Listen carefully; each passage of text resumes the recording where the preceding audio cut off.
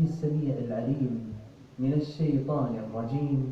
من همزه ونفخه ونفخه. وقل رب أعوذ بك من همزات الشياطين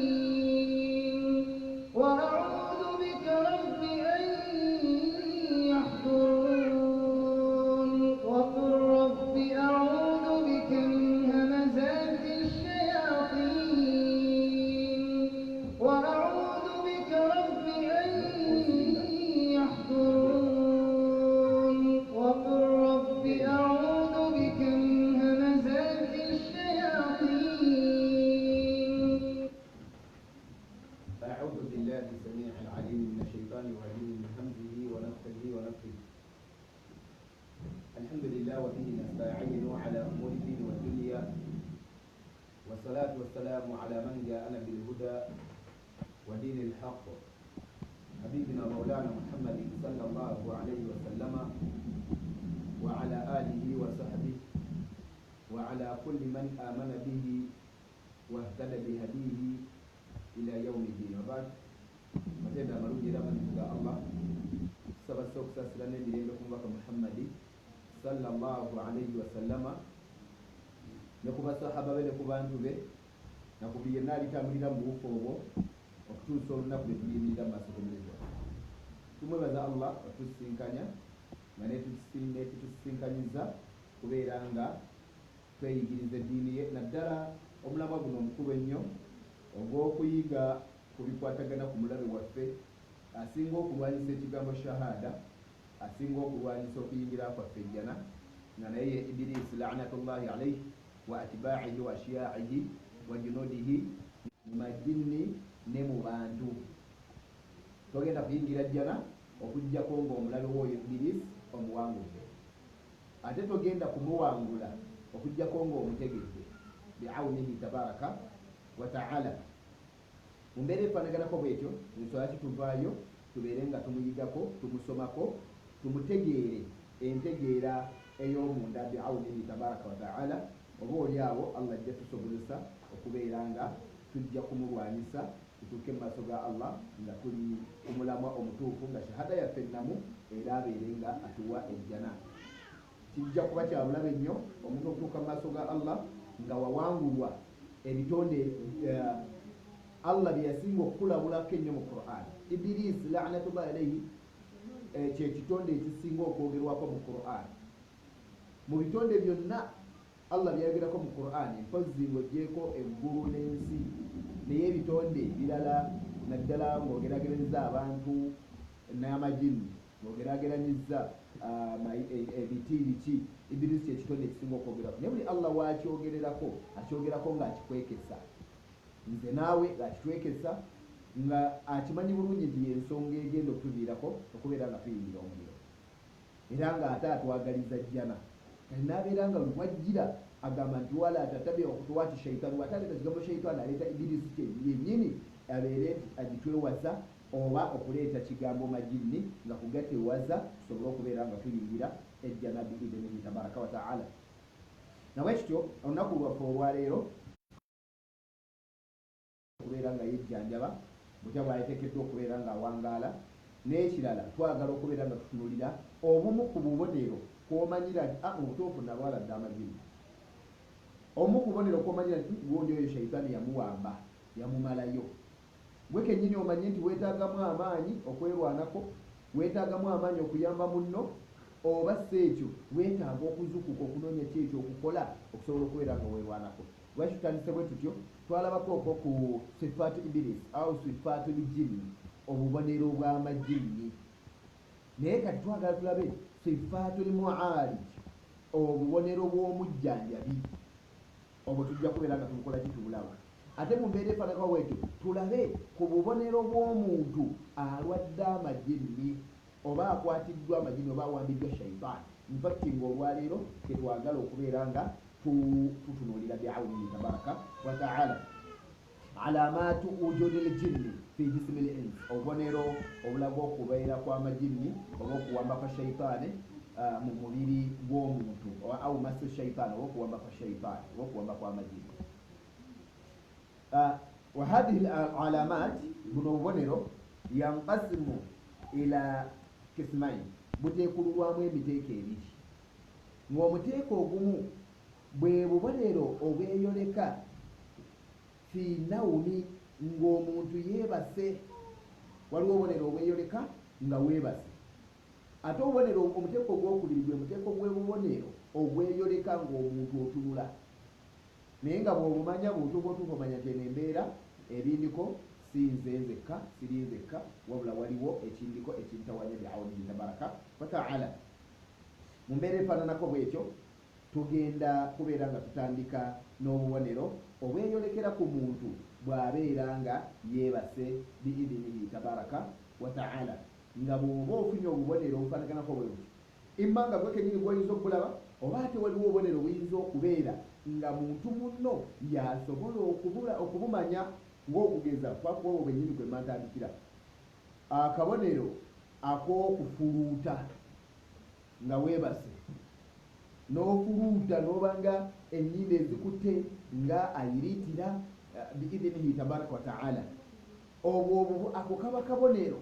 akalaga okubeera kw'amajinni naddala nga gali mu nnyindo oba mu respiratory system,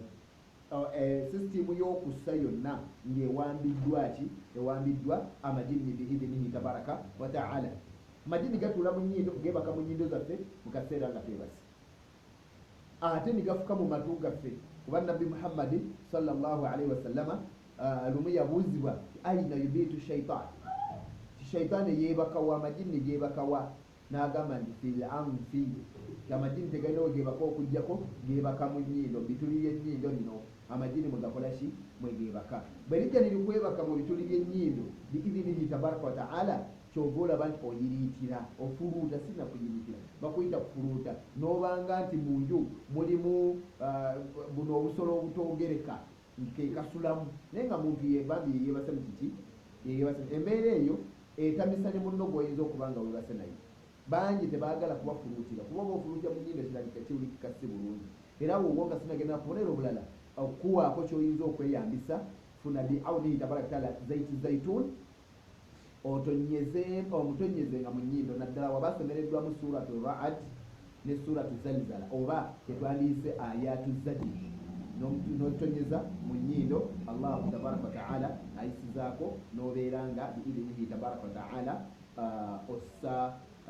owebaka bulungi n'obeera nga ossa bulungi. Akabonero akalaga nti omuntu walwala dda amajinni oba amajinni gaafuna ekisenge ku mubiri gwo nga yennyindo bwegeebaka biidinihi tabaraka wataala okuyiriitira oba okufuluuta omuntu ng'akoze eki nga yeebase. Kati ekyo tusobola nakimanya ebiseera ebisinga wabula asuze naawe yakikola ki yakitegeera biidinihi tabaraka wataala. Akabonero akokubiri ngera nako oluusi oyinza obutakamanya okujjako eyasuze naawe keekookwekanga naddala nowesanga ng'osamba amagulu weebase naye n'osamba amagulu n'osamula ki n'osamula ebigere oyo oluusi akuliko yakimanya ng'oyinza n'okusigala ng'oli mu ddulo weebaka okuta bono obubonero obwenjogerako waliwo ekika ky'amajini ekiyitibwa amil bait majini agawangirira mu mayumba gaffe gegwebaleeta obubonero obwo tujja bulaba nga tutuuse mu anwa'ul jinni emiteeko gy'amajinni mu maaso eri tulaba obubonero munda ddala nti amil bait yebeera nakabonero abcd fayawe yebeera nakano ashikuna biki byonna tugenze mu alamatu sihiru aba anwa'u sihir nabwo tujja kubeera nga tugatematema naye tukyaleese alamatu daam obubonero ewoneewamu nga tutemyetemye biidinihi tabaraka wataala. Tulabye ensonga y'okubeera nti omuntu weekanga ng'okoze eki nga weebase. Akabonero akalala biidinihi tabaraka wataala obanga weebase okuloota ebirooto ebitiisa. Omubaka Muhammadi sallallahu alaihi wasallama yagamba nti ebirooto ru'yatu thalath ebirooto biteekulwamu emiteeko esatu. N'agamba nti ebirooto ebirungi yagamba nti bushira min Allah waliwo ebirooto ebijja nga bubaka okuva eri ani eri Allah. N'agamba nti walhulumu min ashaitan ate n'ebirooto ebibi biva eri ki biva eri shaitan. n'agamba ekyokusatu n'agamba nti ne kimuteeka omulala gwegwo ogw'ebirooto ebikweyolekerako gwe kennyini biawunihi tabaraka wa taala nga gwobadde obiwaniseeko omutima gw'olina ekintu kyolowooza ennyo mu kukirowoozaako ennyo niweesanga nga ne bwe weebaka kyoloota bwe weekyusa bwoti nga kyokola ki kyoloota naye kyetwayagaddemu kimu nti ebirooto ebibiri naddala ate ebirooto ebyentiisa bubonero mu bubonero bwaki bwa shayatini wabula nti ate wano twetaaga okutunuulirawo nnyo okukikwataganya ku birooto kuba tugamba ebirooto ebibiri mulimu byoyinza okulowooza nolowooza nti birooto birungi naye nga bambi birooto ate bibiri okugeza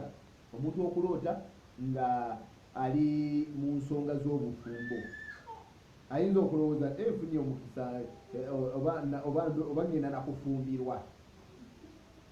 kumbe ejjini lyeri mukola ki lyeri mukozesa biawunihi tabaraka wa taala so mu mbeera ezifaanaganako bwe zityo ebirooto bisaana okwegendereza era kyobulaba bwenagize tujja kulaba obusobo obukwatagana ddala ku birooto tutambula nabwo mu mbeera efaanana ki kubanga shaitaani zeeyambisa nnyo kigambo birooto era mu birooto ebikulaga nti naggwayo dda mulimu okuloota ebisolo ddala ebisolo ebyentiisa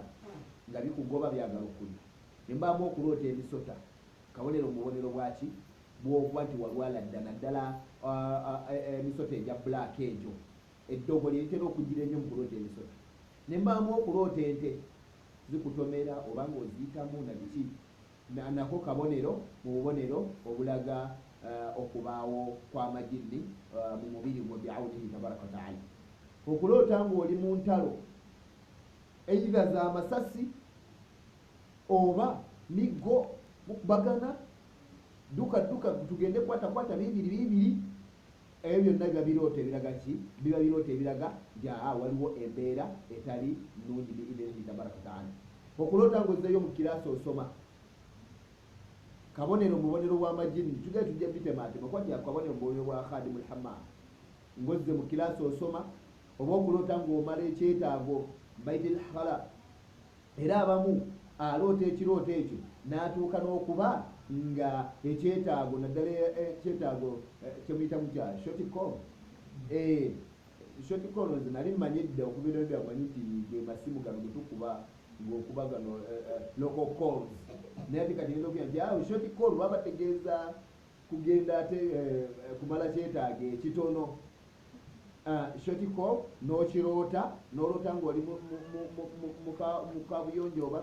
filkhala ng'oli mu kumala kyetaago kitono ogenda okuzukuka ng'ekyetaago okimaze ku buliri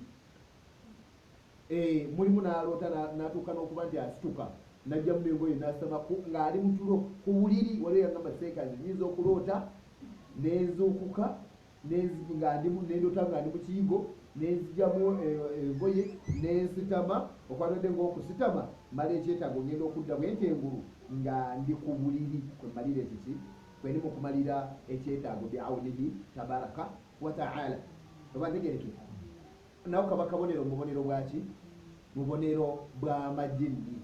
ate hatta n'okufuuyisa ennyo ku buliri omwana ali mu mbeera ennungi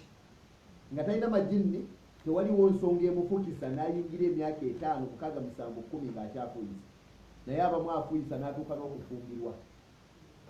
ng'akyafuka ku buliri tuzifunye nnyo keesi abamu kimulemesa okufumbirwa n'omusinga naawe nga mugamba gwe lwaki towasa nja kuwasa alhamdulillah kumbe atya nsonga emu yeekengera kulaba ngenda kuleeta nti omuwala w'abandi mutuuse ewaka ate obuliri ntandika obufukamu nga kimuswaza bambi n'agaana okuwasa bugaba amajini omutateekeddwa okusukka myaka egi kale ekinene nnyo bw'aba agenze nnyo myaka 5 abe nga amaze okufuuyisa ku buliri oba okukola short calls kuki ku buliri nga bwe mukiyita biawunihi tabaraka wa taala so ako nako kabonero okufuka ku buliri ennyo kabonero mubonero bwaki bw'amajini naddala khadimu lhamaamu mwana wattu ekikwewuunyisa akabonero ako okumanya kali fani era kalina engeri gyekasikamu batera nnyo nti omwana omuwala bw'afuka ennyo ku buliri n'alwawo nnyo ng'afuka ate abajja kuzaala nnyo birina akakwate tujja biraba mu maaso eyo gakikola kitya gaga amajini bwe gatyo biidhinihi tabaraka wataala. Lwaki kirondoola abo wesanga nti zembeera ezibalimu biaunihi tabaraka wataala. Bubonero obweyolekera ku muntu nga yeebase biidhinihi tabaraka wataala. Tulabye okulota ebintu ebitiisa, kulota ng'oli mu kumala kyetaago, kulota ng'ozze ku ssomero, ate n'obodda ku ssomero weesanga by'oloota nga oli mukukola bibuuzo naye bakodde ebibuuzo ebizibu obigwa, oba oluusi nga bakuwadde ripooti nga mbi toyagala giraga banno obategerekeka. Ekyo kabonero akayinza okulaga. Era bw'obanga obadde ku treatment w'omanyira nti ndabika embeera eno embi ngenda ngivaamu, kwe kubeera nti ate otandise okuba nga ebibuuzo bye babikuwa obuyita oluusi, kubanga amajini ago bayitawo. Era kandi Muhammad yatera okikola ekyo, amajini ago gagaagala kusiraanya. Era oluusi gamanya okutandikira mu masomero nigakwatira eyo abaana ne bapafoominga bubi indira gamulemesa okusoma. Bw'atajjanjabwa neeno mu maaso abajja kubeera bwatyo, awo weesange nga nebyakola byonna tayita biidhinihi tabaraka wataala. Naye tujja kwongera biraba. Akabonero akalala, okuloota nga ofuna ssente, nga bakuwa ssente era n'ozirisiivinga n'ozibala n'ozibala. Oluusi kabonero kalungi era oba osaana okiwanyise, naddala bw'ova mu kirooto bw'oti osomerewo edduwa ez'okwekingiriza amajini, oba oli awo Allahu tabaraka wataala ayisizeeko okubeerako ng'okola ki, ng'oterera biidhinihi tabaraka wataala. Oba ntegerekeka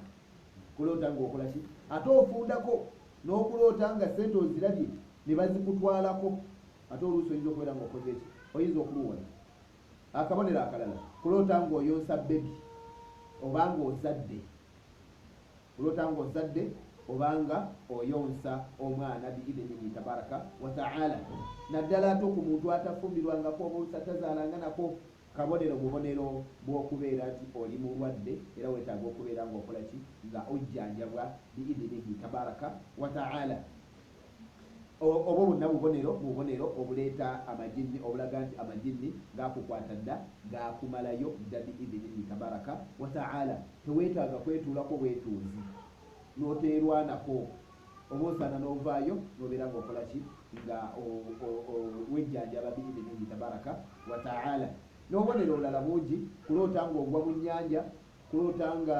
olinnya olusozi, kuloota ng'otambula olugendo oluwanvu terugguka, kuloota ng'oli mu bibira, okuloota ng'obuuka mu bbanga. N'ekirala n'okuloota ng'ebintu ne bituukirira naddala ebibi. Majini gakwayaawo ge galeeta ebyo, okuloota ebintu ebibi, n'oloota nga gundi bamubbye era ne bamubba, oba n'oloota nga gundi bamubbye ne babbamu omulala, nga gwe kyoloose kale kiyinza obutajja direct nga okiroose, oloose Sheikh Muzamil bamubba ne babbamu sisita we oba neiba, oba ntegerekeka. Naye okubba ne kubaawo. Ate waliwo aloota nga exactly kyennyini kyaloose kyekikola ki, kyekituukirira, naye nga ate ebibi byokka. Ebiseera ebisinga ebirungi tebitera kukola ki,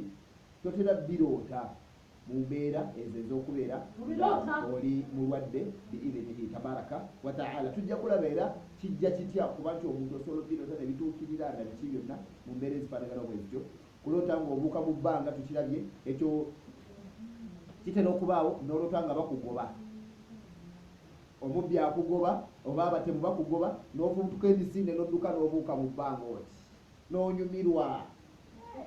nziruse embuuse bakoze eki, mbalese. Kabonero mu bubonero bw'amajini biidhinihi tabaraka wataala bw'oba olina okubeera nga olwanyisa mu ngeri emu oba endala. Obubonero bungi obw'okuba nga omuntu yeebase bwe tuyinza okubeera nga tuyinza obutabumalaayo, wabula tujja kwongeranga okubusimaasima gye tunaagenda mu maaso nga tutemaatema emiteeko gy'amajini. Tutunuleko okwo obubonero ng'omuntu atunula. Bw'obeera ng'otunula, obubonero bungi era obweyolekera mu mbeera ezifaanaganako bwe zityo, nga bw'obulaba omanyanga nti nalwala dda, mu ntuufu naggwayo dda, neetaaga okubeera nga nzijanjabwa. Ekisookera ddala okulumizibwa naddala omutwe, ebiseera ebimu bwe gujja bwe gutawe naye nga bagunoonyereza ddala tegukola ki, teguwona. by the way nga tunagenda ku ekyo kyonna ebirwadde byonna bye bayinza okukujjanjaba ne bakukyusiza doozi kasaziwereezo bbiri mu nzijjanjaba ey'ekizungu n'ogenda omusawo n'akukebera kasolabanga dokita ng'agamba ebintu bino wammanga toddange kubuusabuusa manyanga nti obwo bulwadde bwa mashayaatini one ekirwadde tetukiraba naye genda ogezeeko kino awo manyanga nti obwo bususse ku ntegeera yaabwe ogwo majini gegakutawaanya obategerekere tu alabye kyalabye kuba abamu abadokita teboogera balina enkola egamba nti omulwadde tajjanga gy'oli n'omugamba nti obulwadde bumbuzi bw'ajja n'akunyesha mulaba ne bakozesa systems bbiri bw'ogenda eri omusawo akubuuza owulira otya tampulira empewo enjikira lwaggulo ate ku makya n'embeera mu bulungi bwenji ekintu kyonna oluta ne lunumirira ekintu n'omumenyera obubonero nga mukaaga obw'obulwadde kati n'afumiza n'agakusinza ku bubonero bwamenyedde alabika alina typhoid n'agamba genda bakebere bakugyeko omusaayi n'ogenda ne bakebera typhoid nga tolina ne bakebera malaria nga tolina ne bakebera gyonna emisu gya tokola ki ne bagezako ebirwadde ebira tokola ki kati awo akyusa n'addayo ku diagnosis gye yakoze ey'omumwa okusinza ku by'omunnyonnyodde n'akugamba nti olina kirwadde bwekiti kyekikuluma n'akuwa eddagala lya typhoid kwaki yadde yalabye mu byewannyonnyodde naye ebyuma biremeddwa okumukola ki okumulaba kati abamu akukola ki akugamba nti genda olina typhoid naye lwakuba tumukebedde teritegereka bwaba bwe kiba kimusimattuse nga teritegereka bulungi tulina bulungi naye kirabika olinamu typhoid oba ntegerekeka awo omanyanga omanya nti obwo obulwadde bwa majini ekyokubiri kasaba gambanga infection yolina infection womumagumba infection womumusaayi nabiki byonna tugende kuba kati eyo ekyasenye ensangi zino infection naye nga kabonero mubonero bwamaki bwamajini ekyokusatu womanyiranga nti obulwadde obunnuma si bwa bulijjo kwe kubeera nti ogenze ne bakukebera bazudde nti oba musujja gwe bukuluma ne bakuwa ddoozi y'omusujja esooka neggwayo ebitakyukamu noddayo ne bakukyusiza ekigaana awo toddangayo kutagala genda bugenzi muki mu Qur'an bwobanga nga tonnagikkiriza bulungi kino tokiwa omuntu atannaba kukkiriza bulungi Qur'an sooka otagale oluvannyuma olinde kati zembeera nga nzi kiyinza okumbeera ekizibu okumala gagenda mu ddwaliro zakiti maze emyaka miyitirivu nga sigenda mu ddwaliro kubanga mmanyi nti bali bye bagenda okukola bitono nnyo ku byensobola okukola Qur'ani Allah n'ayisizako n'abeera ng'ataasa kuba obulwadde obunnuma eyantonda yasinga okummanya yasobola okuŋŋama nti lwona ye yagamba nti wa idha maridtu fahuwa yashfiin aga nti inni dhahibun ila rabbi sayahdin mazima nze ngenze eri omulezi wange ajja kunnuŋŋamya alladhi huwa yut'imuni wa yasqin gye nzirukidde yeeri oyo andiisa era nywesa wa idha maridtu fahuwa yashfiin ate bwe mbeera nga ndwadde yamponya oba ntegereke kati bw'obanga ekyo okikkiriza nti bw'olwala yalina okukukola ki oluma okulwala ddukira gyali oddukira eri Qur'an Allah yatuwa nabasomesaako ababadde bafollowing emisomo gyange mu WhatsApp mu audios ez'enjawulo mbadde ntera okubasomesa ebirwadde eby'enjawulo ng'omusujja enzijanjaba ya Qur'an etufunyiza de 10 naye ng'ojjanjaba musujja tujja biraba era mu maaso biidhinihi tabaraka wa ta'ala ng'osobola okujjanjaba ne Qur'an edduwa nabbi yazituwa ayati n'azituwa byonna noba ng'osobola obyejjanjabisa n'okola ki n'otereera kati nze okuddukira mu ddwaliro kiyinza okubeera ekizibu naye ekyo kiba ku yaqiini gy'olina gwe ng'omuntu bw'oba tolina yaqiini ng'okkiririza mu bantu okusingamu Allah n'omubaka we sooka ogende wa dokita akukebere naye singa bikuula ate tolwayo duka mangu odde eri Qur'an ayatu shifaa'u weeziri ziwonya ebirwadde ebya bulijjo ayatu shifaa'u sitta nze nzibawe yatujja kwongera okuba nti tuzikola ki tuziraba biidhinihi tabaraka wa ta'ala ojja kusiŋŋaana nga kitwanguyira okuba nga tutereera bulungi nnyo ebimu ku byolabirako nti obulwadde si wa bulijjo birwadde kubula oba tebabijjanjabira ebbanga ddene nga tokola ki nina olwaleero essaawa ya leero mbadde nva ku masjidi Bilali awo ku Markazi Bilali Mahadi Bilali Islamiya Bwalisi waliwo omwana fakti masikini muyizi mwana akyali mwana muto naye yalwala ekirwadde Allah yamugerera alina ebirwadde ebyenjawulo naye ku kimu ku byo amaaso amaziga gaggwamu kati okulaba ateekeddwa buli mwezi agula amaziga ga 28,000 mbadde naye akawungeezi kalero wensalidde magalibi njogedde naye kabula magalibi nezambe njogera naye baada salatul magalibi nga buli mwezi 28,000 za kugula maziga naye agenza okumalira ebirala lalaawe ebirala ebirala bigendako n'obuseedeso nobugenderako ng'alabika ayingira 40,000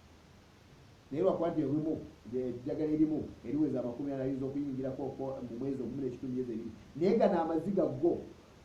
tegasukka mwezi naye ng'agagula 28,000 n'asobola okuba ng'asobola okulaba obategerekere naye nga era kati oyo ye alabika abeera tayagala na kintu kyonna kimukaabya kuba wakaabira amaziga gakendeera nga kitegeeza olwo duration ejja kugwawo aŋambye n'okutunula ennyo mu Qur'an ng'asoma nnyo nakyo kikendeeza duration ebbanga amaziga gwe galina okumala kuba bagakozesezza nnyo naye gwokanula n'okanula newabawo kantu katono nnyo akagize n'odiibuda n'okaba negayiika obategereke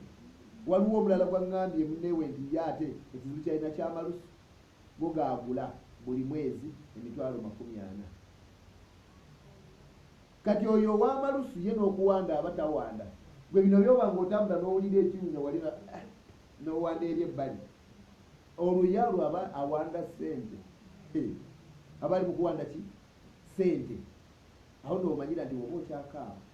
eriyo abali obubi gwe tokaaba ne bwe kuba kwebaza Allah simanyi kyoyinza kumukola ki kumwebaza era tubadde ku nsonga eyo babawo kristo gye banyumiriza ekyapa ekyo banyumiriza sajja yawangaala emyaka 400 n'atuuka okufa nga mulongoofu abadde akola mirimu mirungi tayonoona Allah n'amugamba nti kikyoyagala namugamba nti njagala jjana namugamba oyagala jjana oyagala ngikuwe lwaki nogamba ng'emirimo gyange gy'emirimu gikoze Allah n'alagira abamalayika nti muwale emirimu gye gyonna nibagibala bagenda ogibala ng'empeera ezikivaamu nga zenkanankana n'ekyengera ekyeriisa erimu Allah liyamuwa nga zempeera zakoze mu myaka 400 ng'ate abadde awangaala akola mirimu miki akola mirimu mirungi awo yakyuza naga ya Allah kusaba ejjanayo ogimpe kuba okusaasirako si kulwa mirimu gyange kyova olaba tulina okuyitiriza nnyo okusaba Allah ejjana n'ekyokubiri lwana nga bwekisoboka tokola shiriki Allah asobole okuba ow'ekisa gy'oli oba tuli fenna tokolanga shiriki mu byonna by'oyinza okugwamu wegendeeza obutagwa muki era kyova olaba omusomo guno omukulu kuba ebimu ku bisinga okusuula abantu mu shiriki bulwadde bwavu na bugumba ezo ensonga 3 bw'ozisimatuka n'otagwa mu shiriki lwezo wallahi Allah aba akusaasidde kyensonga kiti guno omusomo mukulu nnyo nti obulwadde Allah akuwa enzijanjaba yaabwo osobole okuwona shiriki obulwadde Allah akuwa enzijanjaba yaabwo osobole okuwona ki okuwona shiriki oba ntegerekere then mu mbeera yeemu obugumba era n'atuwa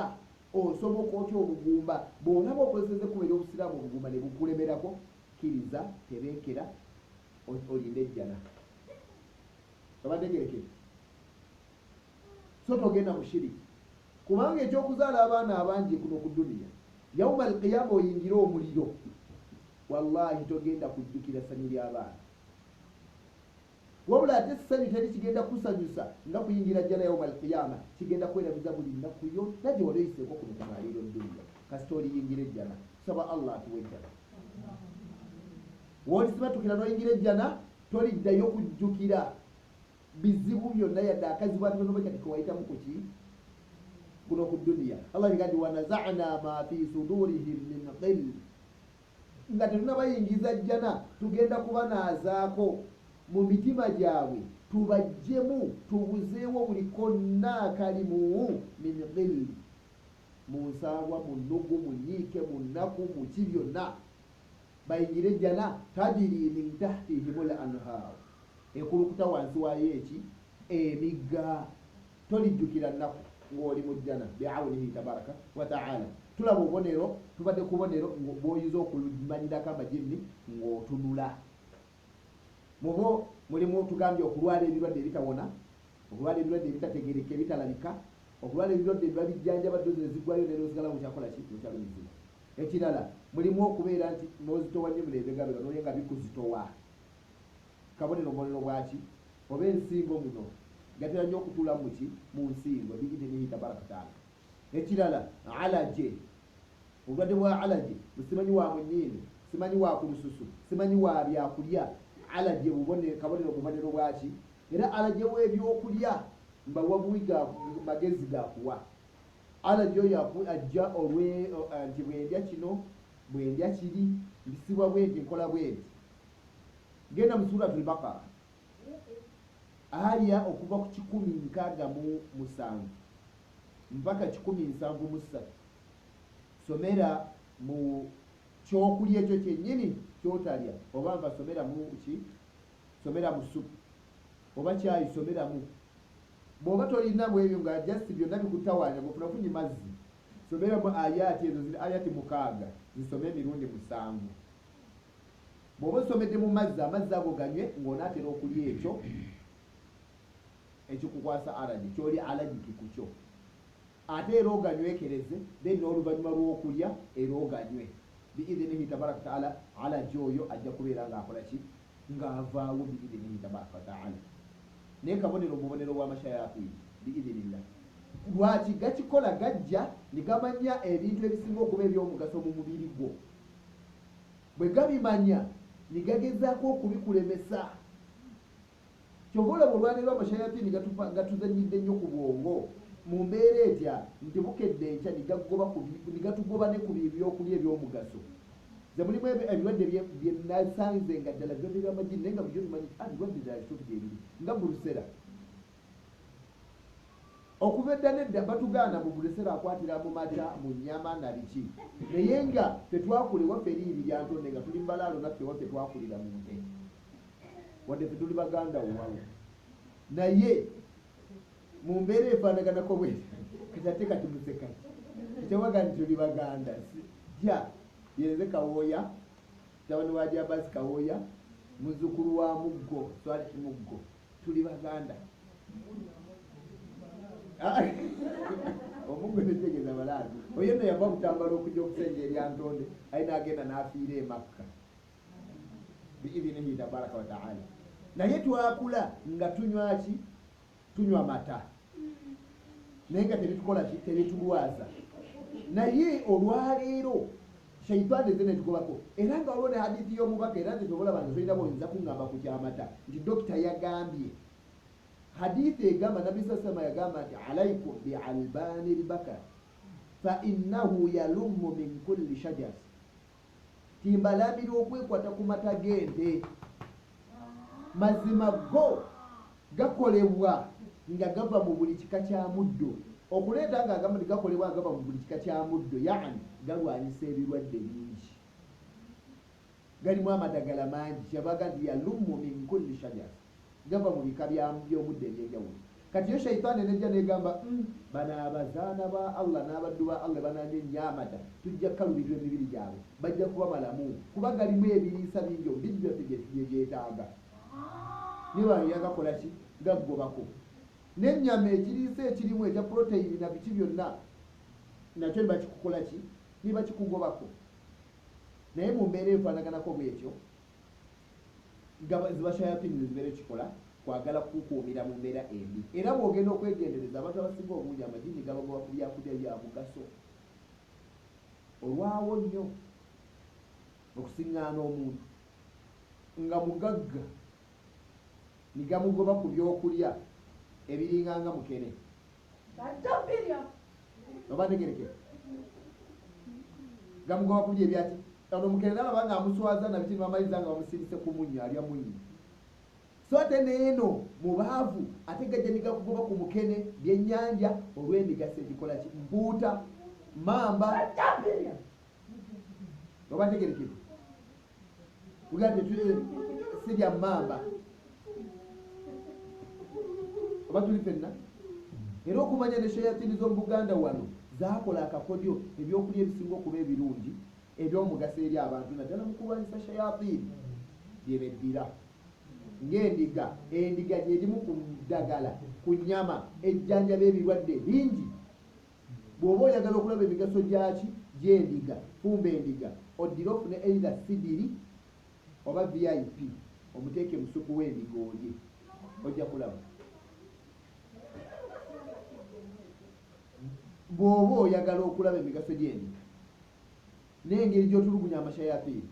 gwefuna endiga gifumbe musupu waayo gifumbe nga boyiro togisiise fumba boyiro musupu waayo teekamu sidiri oba VIP eriddagala eryo erya VIP liteekemu olye oyinza obutasigaza jjinni mu mubiri biidhinihi tabaraka wataala n'ebirwadde byadda ebyenjawulo biba bijja kukola ki biba bijja kgenda biriko enjigiriza omubaka Muhammad sallallahu alaihi wasallam naye nga nti bajyeddira ente bajyeddira emmamba bajyeddira ebisinga okuba ebyaki ebyomugaso oba ntegereke so mu mbeera efaanaganako bwetyo tugezeeko okulabika nti amashayatini okugoba ku byokulya ebyo tubadde ku nsonga ya alaje fakti obone tuyinza okutambalayo okuba bugazi ate nga tekedde obutema ate mubagazi yetu obutegeere kati alaje bwe natisebulesaawo then alaje ono ow'olususu yempewo bwenfuwako obutuka bwe naaba amazzi ag'ennyogoga gansiiwa n'ebirala lala ebifaanaganako ebityo alaje bw'oba oyagala okuwona alaje genda mu suratu Saff simanyi sijjukira oba aya yakumeka nedozanga 19:22 zisobere mu mazzi ayati ezigamba wa yawma yahsharu a'da'i llahi ila an-nari fahum yuza'un hatta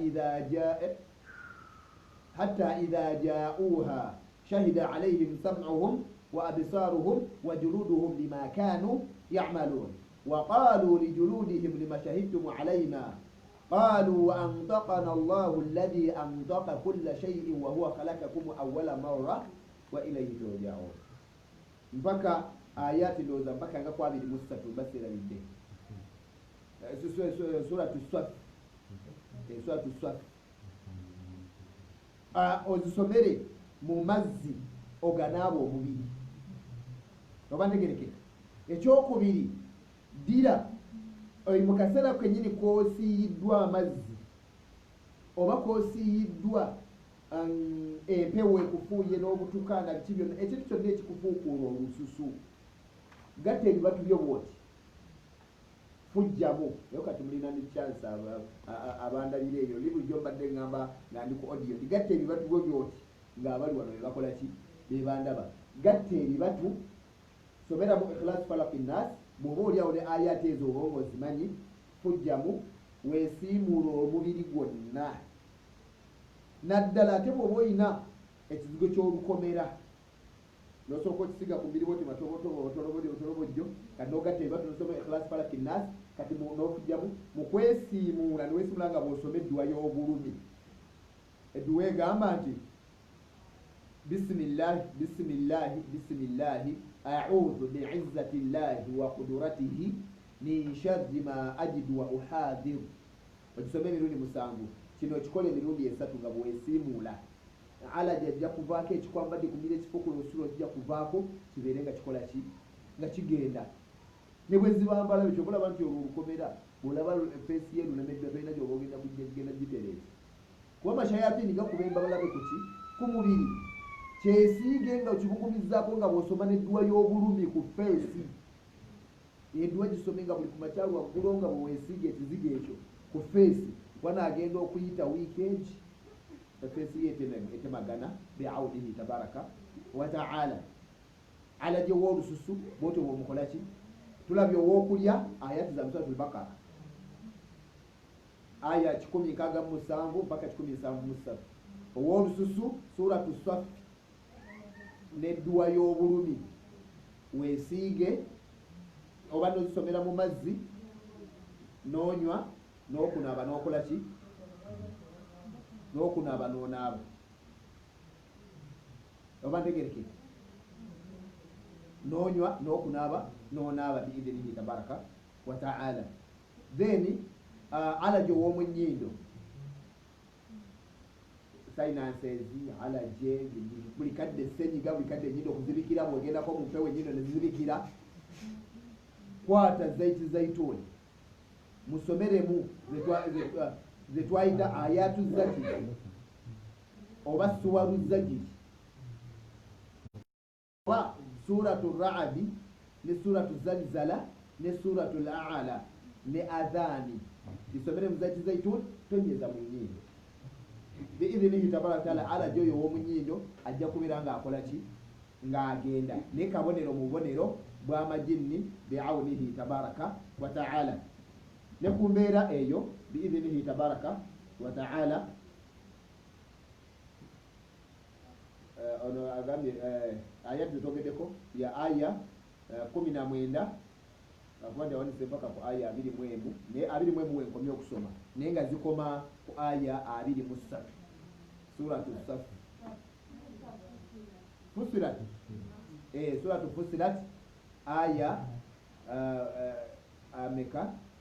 19 mpaka ku aya eya 23 biidhinihi tabaraka wa ta'ala. Kijja kubeera nga kituyamba barakallahu fiki kabonero mubonero bwaki mubonero bw'amajini kyobola abantu bwe mbanga mbasomera nzisoma n'okuzatula zikola ki bwe bagamba nti ssuula bweti nga ndisoma bwoddayo n'oginoonya n'otagiraba ng'onoonyako mu ssuula ki nammwe musome Qur'an ali mwagala byonna tubibakolere nze mbanoonyeza eddoozi ntegera ate nezibasomera nze neweeri nkole ki kugambe nti aya bweti ne bweti ngisome by the way Suratul Baqara zigamba nti ya ayuha nnasu kulu mimma fil ardi halalan tayyiba wala tattabi'u khutuwati shaitan innahu lakum aduwwun mubin mpaka ku aya egamba nti hurrimat alaykum almaytatu waddamu wa lahma alkhinzir mpaka aya eyo weekoma oba okomaze ayati mukaaga zoba obeera nga weekwatako biidhinihi tabaraka taala. Wabarakallahu fikum wajazakumullahu khaira fi dunya al akhira. Obonero nga tutunula tumenyeeko ndowooza kamu bubiri tujja kutandikira awo tubeere nga twongerezaako biidhinihi tabaraka wa taala okusobola okubeera nti twongera obutegeera okubumalayo olyoka otegeere nti ndi mulwevu oba ntegerekere mulimu okuma okukola amagambo okufuuka ebigambo oba okuteeka ebintu mu bifo ebitali bituufu bubonero mubonero w'amajini naye tujja kuba nga tubiraba anisiyani okwerabira bonna tujja kubeera nga tubukola ki tubulaba biidhinihi tabaraka taala. Assalamu alaikum wa rahmatullahi